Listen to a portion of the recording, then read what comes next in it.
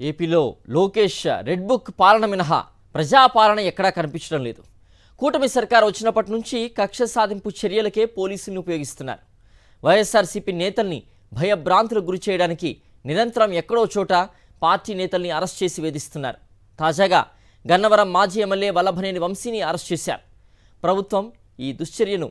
ప్రభుత్వ దుశ్చర్యను వైఎస్ఆర్సీపీ తీవ్రంగా ఖండిస్తోంది. గన్నవరం మాజీ ఎమ్మెల్యే వల్లభనేని వంశీమోహన్పై అక్రమ కేసులు నమోదు చేసి హైదరాబాద్లో అరెస్ట్ చేసి విజయవాడకు తీసుకొచ్చారు. వైఎస్ఆర్సీపీ నాయకులు కేడర్ నిరసన తెలుపుతారనే భయంతో ముఖ్య నేతల్ని కార్యకర్తలను ఎక్కడికక్కడ హౌస్ అరెస్ట్ చేశారు. వైఎస్ఆర్సీపీ నేతల ఇళ్ల దగ్గర భారీ ఎత్తున పోలీసులను మోహరించారు. విశాఖలో మీడియాతో మాట్లాడిన పార్టీ సీనియర్ నేత బొత్స సత్యనారాయణ వల్లభనేని వంశీ అరెస్టును తీవ్రంగా ఖండించారు. రాజకీయాల్లో కక్షపూరిత వ్యవహారాలు ఉండకూడదని బొత్స అన్నారు. ఇది చాలా దురదృష్టకరమైన ఇలాంటి సంఘటనలు పునరావృతం కాకూడదు. దీన్ని తీవ్రంగా ఖండిస్తున్నాం. కక్షపూరిత రాజకీయాలు ఉండకూడదు. రివెంజ్ పాలిటిక్స్ ఉండకూడదు. రియలైజేషన్ పాలిటిక్స్ ఉండాలి.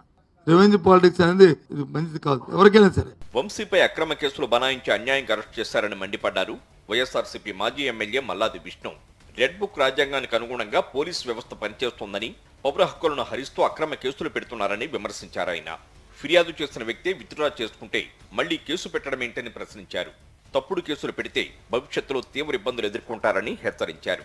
ఏకపక్షంగా చట్టాన్ని చేతిలో తీసుకుని ప్రజల యొక్క హక్కుల్ని, పౌరుల యొక్క హక్కుల్ని హరిస్తూ ఒక ఫ్యాబ్రికేటెడ్ కేసులు పెడుతున్నటువంటి పరిస్థితి ఈరోజు ఆంధ్ర రాష్ట్రంలో నెలకొన్నది అని చెప్తాం.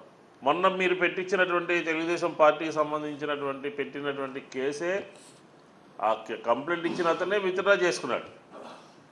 విత్డ్రా చేసుకున్నటువంటి సందర్భంలో మళ్ళీ ఒక కేసు తీసుకొచ్చి ఆయన మీద ఎస్సీ అట్రాసిటీ కేసుని పెట్టి అరెస్ట్ చేయడం, ఆ చట్టాన్ని ఏ రకంగా దుర్వినియోగం చేస్తున్నారు. వల్లభనేని వంశీని కక్షపూరితంగా అరెస్ట్ చేశారని వైఎస్ఆర్సీపీ నేత దేవినేని అవినాష్ విమర్శించారు. హైకోర్టు హెచ్చరికలను కూడా కూటమి సర్కారు పట్టించుకోవడం లేదని, కేవలం కక్ష సాధింపు కోసమే తమ పార్టీ నేతల్ని ఇబ్బందులు పెడుతున్నారని ఆగ్రహం వ్యక్తం చేశారు.